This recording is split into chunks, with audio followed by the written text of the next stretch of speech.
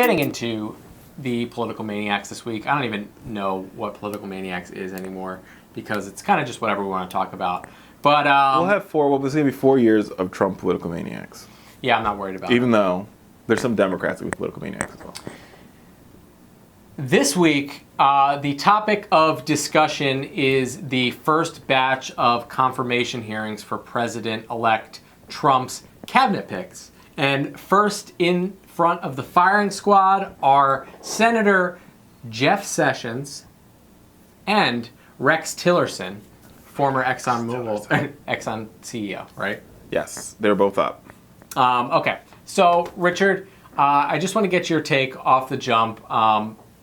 What was your sense of the effectiveness of the Democrats' strategy in the Jeff Sessions? Well, I thought it was interesting to see, for the first time ever in American history, a sitting senator protest another senator getting a job. Right? I mean, I have problems with, I do believe, first of all, Jeff Sessions is from Selma, Alabama. Right. And was alive and around and probably participated in, who knows. That's a bold claim, but... Yeah, yes. I mean, you know... I think the Justice Department has a very important role in this country. It's the job of the courts and Justice Department to make sure that we have a majority rule with minority rights. Yep. And that includes making sure that everybody has access, unfettered access to vote. I don't believe that Jeff Sessions is going to do that. I think that Jeff Sessions is allied more so with the law enforcement side of the Justice Department than the justice side of the Justice Department. Right, because it goes both ways. It does go both ways. And I'm not saying, like, and I mean, I'm going to be very clear, right? Like, I think, and I've said this over and over again, right? Like, I don't think that every police officer is necessary, like, when they take actions against individuals that sort of become mainstay news, not all these cases are black and white. Mm-hmm. But I would argue that what we have found over the past, well, it's existed for a very long time. I would argue it's existed since the beginning of time. I mean, police were created in this country, and sheriffs were created in this country to find freed slaves and bring them back to their masters, right? And, you know, I think there's always been a problem with police and communities of color.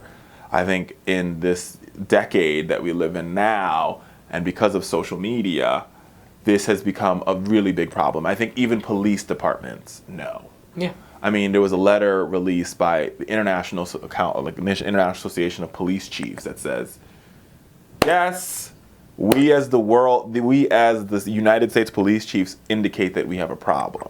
Yeah, I mean, you don't see police forces all across the country investing in police body cameras. If they didn't think they had a problem. Yeah. They have a problem.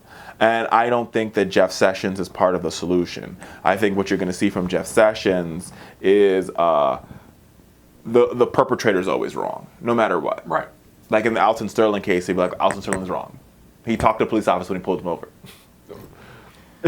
Yeah, I mean, Jeff Sessions is a dangerous pick for that reason in particular. And he's going to gut the Civil Rights Department of the Justice Department like every Republican does. Republicans love doing that. I mean, because they don't believe in civil rights. The Office of the Attorney General is responsible for a variety of things. But the most important is they're responsible for prosecuting on a federal level important civil rights and human rights cases. And having someone like Senator Jeff Sessions at the helm means that a lot of these cases may never get a second look. That's right. Right? And I think a lot of the cases recently, over and over again, Eric Holder has opened federal investigations. And Loretta Lynch.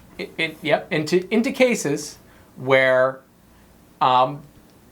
people don't know all the facts, right? And especially, like, there are some cases where it's kind of up in the air, but the idea is, like, there could be the appearance of some bias here by the police. And the best thing that you can do is let's have an open federal investigation. And put all the facts out there. Let's take, you know, the stakeholders and the people that are up for election at the state and local level out of the picture, and let's let's have an open investigation. And I'm very concerned that if Jeff Sessions is at the helm, we will end up in situations frequently where the federal government stays out of the picture, right? Right. I think you're right. And I think it's only fair, because we are fair and balanced here at the Fowler Show, that, for the next 4 years, you're going to get a lot of, Republican bashing here at the show. Right? Would you argue? Yeah.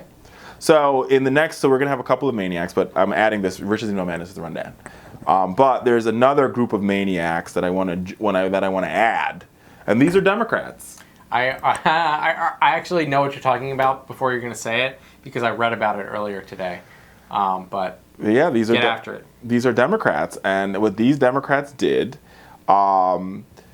So Bernie Sanders, during this week, introduced a simple symbolic amendment Wednesday night, urging the federal government to allow Americans to purchase pharmaceutical drugs from Canada, where they're considerably cheaper. Such unrestricted drugs importations is currently prohibited by law. The policy had a wide support amongst Americans. One Kaiser poll taken in 2015 found that 72% of Americans are in favor of allowing for importation. President-elect Donald Trump has also campaigned and promised he would allow for importation.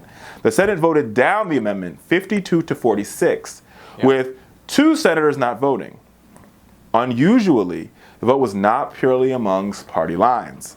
13 Republicans joined Sanders, and a majority of Democrats in support, while 13 Democrats, who are, I would argue, are also Shameful. maniacs of the week, joined the Republicans to oppose it, including Cory Booker. Cory Booker is one. That's a big red flag for him. That's a huge red flag. Here's the thing: scary. These individuals are owned by pharma, right? They're owned by these lobbies, and there's other individuals. I want to give you all their names, because here's the thing: I think now, as our party begins to grow, we need to out these people for who they are.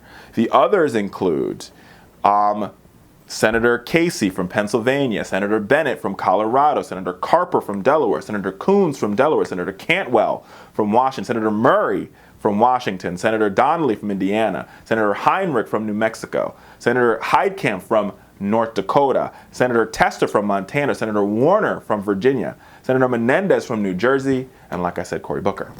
Yeah, we're coming up on the break, but I will say Maniacs of the week. Briefly, that with Big Pharma, I do not understand how these Democrats can make the argument that the best thing that we can do, we import everything else. We import bananas, because other drugs. places make them cheaper. And the idea that we're doing this to benefit the American people is a freaking joke. It is, and a lot of these drugs are also made overseas. For example, Novartis, one of the big drug companies, they're based in Switzerland. Yep.